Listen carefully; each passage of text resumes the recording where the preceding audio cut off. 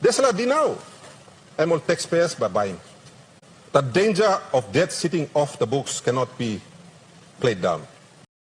Our problem is at micro level, and that's implementation. We cannot continue, this government cannot continue to table record budget after record budget and continue to fail at the micro level. This is problematic. How do we know? My goodness, you just have to go out on the street. The other day I was renewing my license and there was a young man from Morobe, I didn't get his name, and he's employed at Lihi Mine. He walked up to me and he said, "Governor, you member of parliament so? Mila kamna tok tok loyu lol heavy mi blol workman sa facing. We pay a lot of taxes. I pay a lot of taxes. I want to see better outcomes for my taxes. Time em tok tok lo mi stop, the other people at MVIL all to come na tok tok lo mi lo same heavy. Me feel guilty no go through ya, Mr. Name Longol na. Harim kain tok tok longol.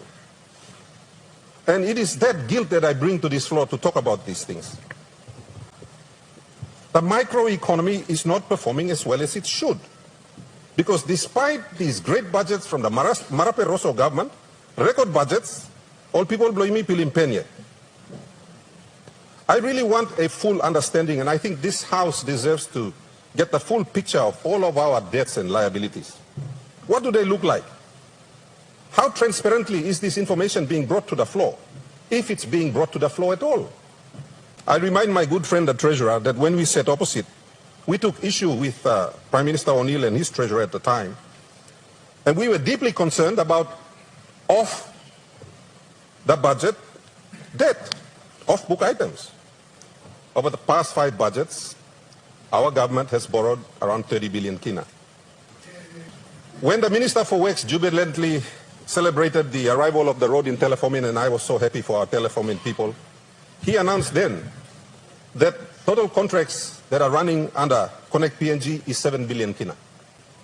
When we come to the FBO in March, I would ask the Minister for Finance to present on this floor all of those contracts and all of those values so that every member of parliament can get some transparency into this contracting. In the 2023 MyEFO that the Treasurer presented on the floor, we note a total of 8.3 billion in contingent liabilities. Now these liabilities are not part of the 62 billion kina debt the country currently has, only seen down outside. We also know, based on the presentation from the good minister, the Honorable William Duma, that New Guinea will borrow 3 billion kina to fund its refleeting exercise. I understand that will be covered by a sovereign guarantee from the state.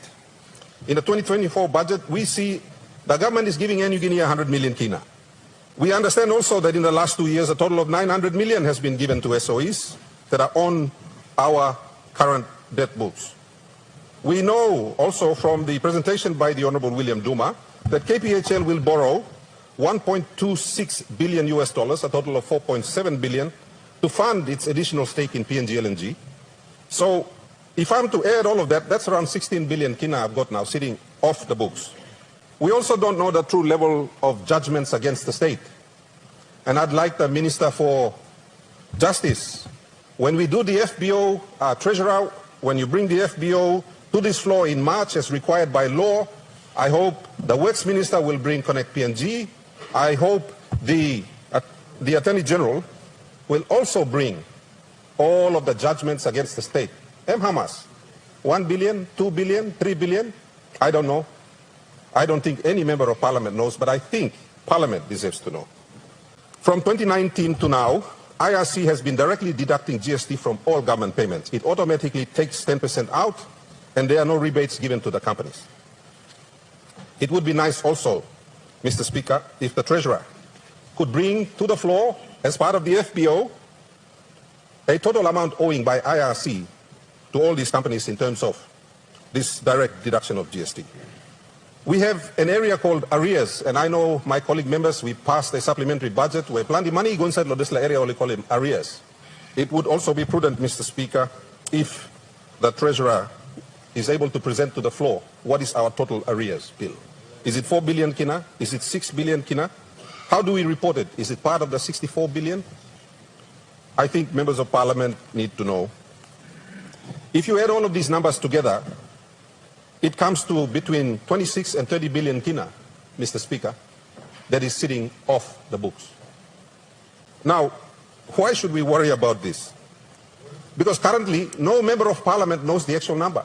We don't get the reports on this floor. So there is a considerable amount of debt sitting off the books that we don't see. Why should we be worried about it?